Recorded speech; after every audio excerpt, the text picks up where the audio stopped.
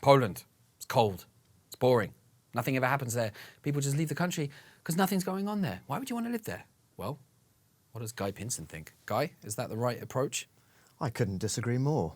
I think Poland's a wonderful place to live, and I've been here 19 years altogether. Right, most Polish people, when they hear that from you, are going to be quite surprised because there is this, we were just talking about it before we started, this image of Poland as being cold and grey and, you know, a bit of a backwater and nothing's happening there. And yet you have built, if I'm right, a billion zloty business in this amazing country. Is that true?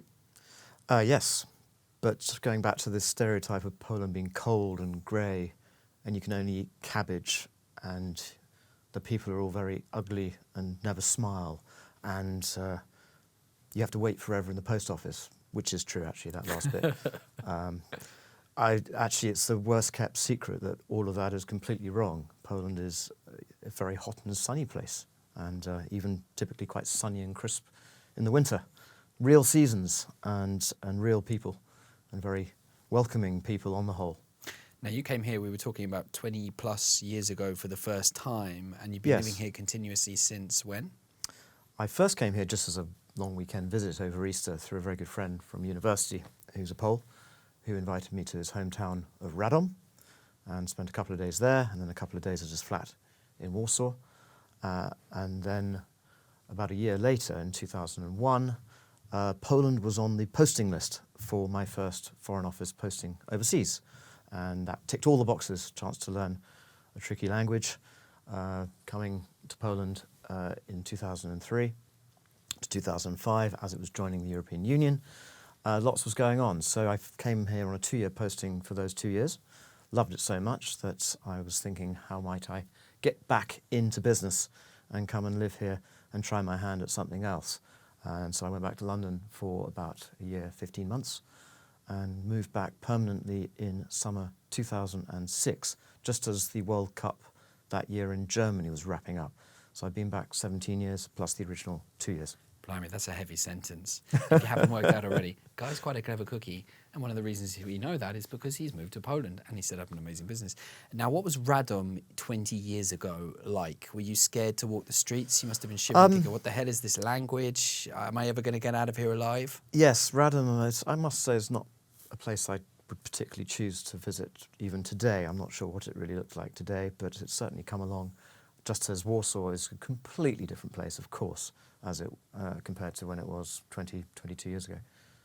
And the Polish language, do you remember, I think Oscar Wilde said it was like two burning bushes that were falling over each other or something like that. It must have been quite discombobulating at the start. Extremely discombobulating. I would like to say, and still say, it's like a long-term illness. You have generally terrible days, and if you're really lucky, from time to time, you have a slightly less bad day. And I just remember when I first sat down, full-time language training in London. Back in the day, there was a full-time proper language school, one of the many things that Tony Blair messed up and closed down. Oh, yeah. This was just behind Horse Guards at the top of the mall, or just off Trafalgar Square, lovely building. And my job was Polish all day, every day, 2 hours lesson, 2-hour lesson one-to-one with the teacher. The rest of the day sitting there doing the verb crunching, which made a nice change from a sort of number crunching in a bank where I was before. And I just remember not being able to string a sentence together for literally 6 months. And then suddenly, you know, step by step, it all sort of started to make sense. But it's still I'm still completely lost if a Pole will speak very quickly on a tricky subject. Yeah. I'm wondering if we should do some testing on IQ and whether it goes up after learning Polish or after an experience like that. Yeah, they closed that language school for about 2 million savings and thus made the UK measurably worse off. So you got here then and you've seen the change in this country over the last 2 years. What do you think makes Poland so successful? Because it didn't have to be this way. Poland could be just that same backwater, you know, with unpaved roads and you know, wasted opportunity, and yet it seized the opportunity. It's a great question, and something which is debated till the cows come home by economists and various other social scientists.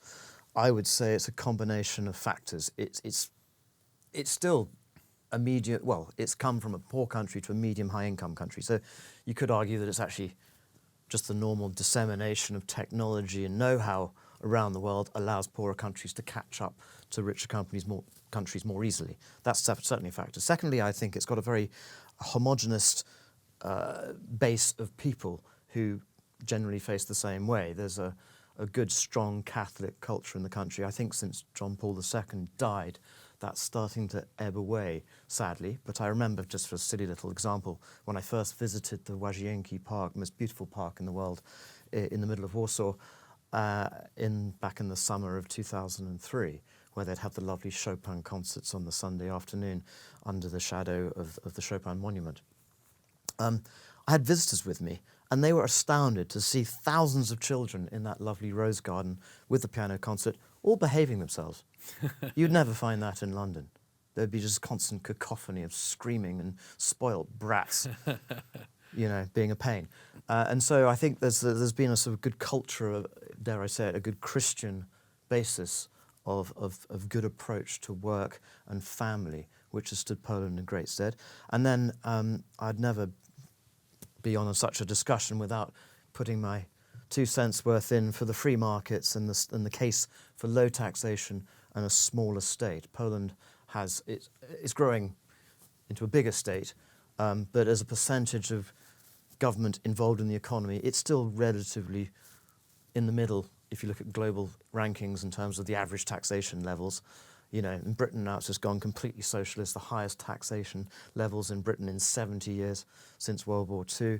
Poland, corporate tax rate at 19%, special low corporate tax rate of 9% for smaller businesses.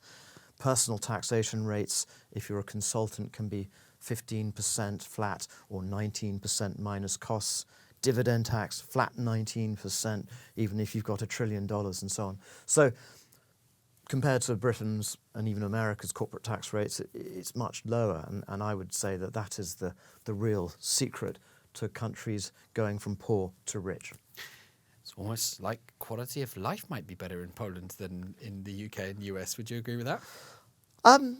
Well, it's my choice to live here, and I would agree with that. I certainly think the quality of life for a city is better in Warsaw than it is in London. The cost of living is manifestly lower, although obviously getting higher and higher as Poland gets wealthier and wealthier. But I think just the things to do in Warsaw, that whatever you like, whether it's tennis or classical music or grunge or football or whatever, there's absolutely everything to do. And within 10, 15 minutes of burning up the motorway, you're outside in beautiful Campinos forest. Another 10 minutes, you're up at the Żegsza, great big lakes, and so on. So it's a very easy place to live in. And, the joke about why would anyone live in London? Well, it's got great airport connections to get away. Actually, Warsaw has its main airport very centrally, and very well connected. So if you fancy getting away in the worst month of November in Europe, then it's very easy to go and find some sun somewhere else. Yep, that's definitely advisable if you have to go through the Polish winter. Now, that brings me on neatly to one of the most, I would say, popular Polish pastimes, which is complaining. What's your particular bugbear about Poland? There must be something that drives you completely mad, gets your teeth on edge, you can't adjust to it. It's been 20 years and yet you still find yourself frothing at the mouth. I'm complaining. I think it's very easy to do these national stereotypes. I mean, people are people, and you go to London and tell me people don't complain and get miserable. I think there was a brief boost in London of people being very happy and helpful as a result of the 2012 Olympics there. When I went there for the Olympics, for the first time in my experience, Londoners were friendly and came together as a city with a common purpose. The spotlight of the world was on them, and everyone was very friendly, and that lasted for about a year and a half. And then it went back to normal misery of, God, it's expensive living in the city, and the traffic's horrible, and so on. Bugbears for Poland, if I had to name them. I think air pollution in Warsaw's bad, and that's very easily fixable if they just enforce the rules of stopping people burning rubbish in the winter. You literally see chimney stacks with this filthy, dark smoke pouring out. You see cars driving down the street, belching out stuff out the back. A car like that in Western Europe would be pulled over by the police, and the car would be pulled over until the engine was fixed or it was written off. My other, genuine serious note where I think there's a sort of bit of a red light warning flag flashing in Poland is the court system is sclerotic beyond belief here. It is quite shocking that, you know, when you sign a contract, I'm an old school Brit, when I sign a contract, I expect it to be delivered on. And I know in Britain that if it's not delivered and it's black and white contract, I can go to court and get redress with a judge who I can trust in a relatively decent timeline. It's even slowed down in Britain thanks to COVID, but the court timelines here are just excruciatingly slow. And, dare I say it, and I've seen this up front, you know, in person, there are judges here who are extremely young, who essentially failed to get into the law firm of their dreams. So his plan B was go immediately to judge school. And at the age of 26, they're presiding over potentially complex business cases, criminal cases, and they are gods in their courts. And that's something to be concerned about, I think. I think that is a brake on investment in this country. Guy, it sounds like you were talking from real experience about the course there, but maybe we won't go there right now. Maybe not. I won on every count. Oh, eventually. That's all right then. No, justice is served here. It's just at a timeline which could be a bit faster. A bit faster, okay. It's a very diplomatic point of view, way of putting it. You built a business up from scratch into a major business here in Poland. Can you tell us about Less Mess? What's the whole point of the business and how does it serve people here? You're very kind. It wasn't quite from scratch. It started with an acquisition of an existing business, 2 little small self-storage stores in Warsaw and 3 in Prague in the Czech Republic. Our little incentive for investors is to say less mess is the best excuse for a trip to Prague.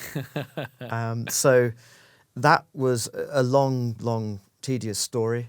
I was trying to buy this business for several years in the aftermath, in the wake of the great crash of 2009. Although Poland actually was about the only country in the West to continue to grow in 2009. You know, an example of how having a free exchange rate, being relatively under-leveraged and low-taxed, allowed Poland to continue growing. Even the Czech Republic next door had -4% GDP growth, or degrowth in 2009, and Poland managed to keep growing. So finally managed to buy this small business from a Norwegian big family residential developer who'd created this brand called City Self-Storage. Self-storage brand. Bought that in April 2014, so we're into our 10th year now. And the narrative for investors was get in the driving seat of the biggest self-storage company in Poland and the Czech Republic and use that as a springboard to grow into the business, grow a self-storage business in Poland and the Czech Republic, which are near virgin territory for self-storage, which is huge in the US, bigger than fast food. And so that's what we've done. We started off for reasons I won't bore you with, as a tiny micro-cap publicly listed company in Toronto. Canadian buddy helped me with the whole financing and the acquisition vehicle, very close friend from Cambridge, from the boxing team at Cambridge. And then we were looking for ways to raise money to build the development side of the business, to start building more buildings or finding existing buildings to convert to self-storage. And we did a new deal in the back end of 2015 with a fund in London who are very supportive. First investment in Poland for them, first investment in self-storage. And so far we've added 10 more big stores to the original small 5 stores. And we're building for the first time in Prague, which is very exciting.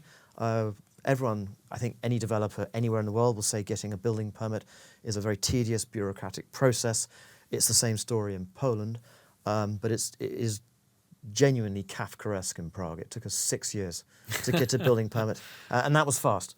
That was fast. Because I feel like I'm driving around Poland, I see Less Mess storage places just about everywhere I go. Maybe it's just a psychological thing I'm going I think it's a psychological thing, maybe. It's like when I'm always travelling to the same places. So it's like when your wife's having a baby, you suddenly see little pluggies everywhere with baby. Yeah. Or cars, when you're looking for a car, you see the same car everywhere. Yeah. It does feel like you've grown, and you're the market leader in this industry. Would that be right to say? Yes, we have a market share of self-storage in Poland and the Czech Republic of about 70%. So it's still a small business. You know, we have 12 stores in Poland now in 5 cities, and the original 3 plus another one coming along in Prague.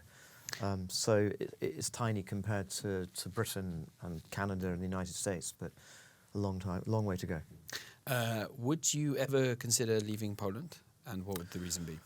I think that's a fantastic question. I think as a Brit, one always has a drawing to where you were born and where you were brought up.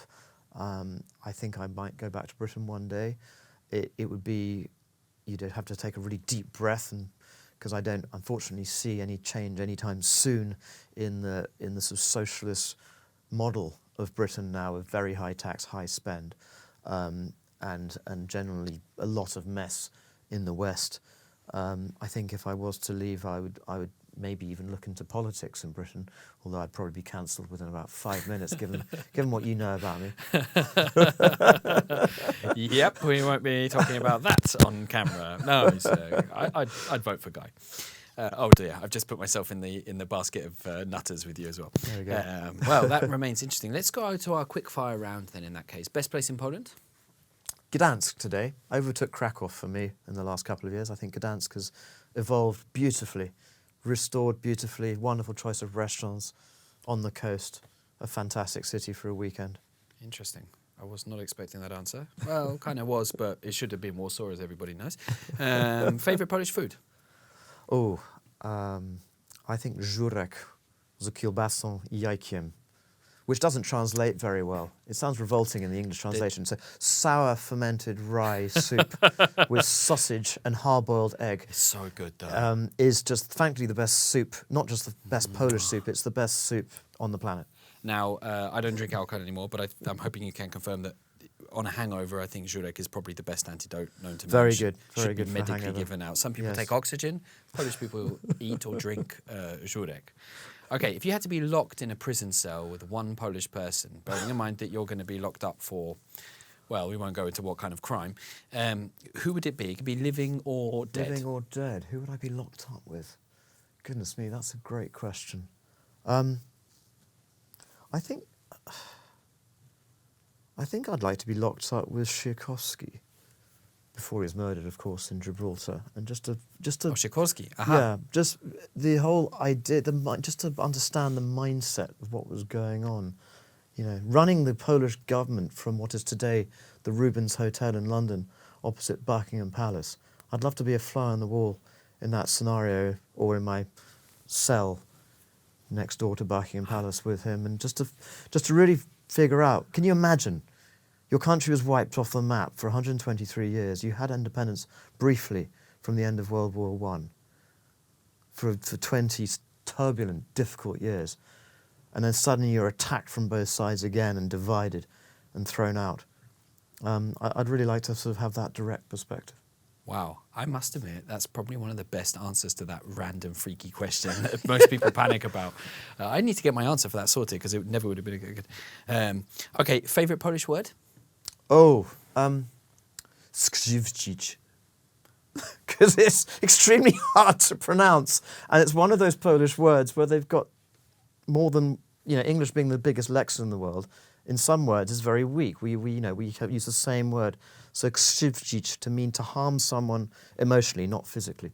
Yeah, That's my favourite word. I think it's my hardest Polish word to pronounce. Hardest Polish word to pronounce. An interesting word.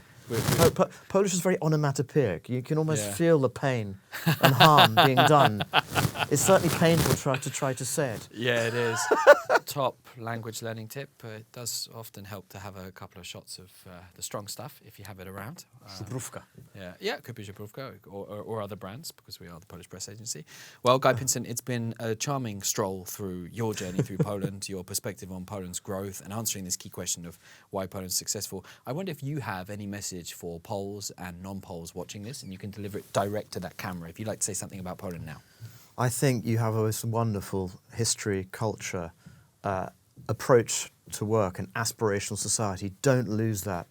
Focus on family, focus on your work. As Arnold Schwarzenegger said in his great 6 or 7 minute inspirational piece of giving his secrets to success, the biggest 2 points I've always taken away is 1, ignore the naysayers, 2, work your tail off. Well, wasn't that just a fantastic guest? And we have many more guests on the Incredible Heart of Poland program because we've been interviewing artists, authors, experts, historians, business people like Guy, and many other interesting characters around Poland, always asking ourselves this question: what is the heart of Poland? What does it look like and where is it? And we'll be asking that question again in future episodes of Heart of Poland, but you can go back and look at our back catalogue. All you need to do is look for Heart of Poland on The First News, which is the premier English language site for news around this remarkable country and its remarkable story, as we've been hearing from Guy today. So what you can do now is share this episode with people who you think might be interested in it. Go back and watch our back catalogue, and of course make sure that you check out thefirstnews.com. And I'll see you again for another episode of Heart of Poland.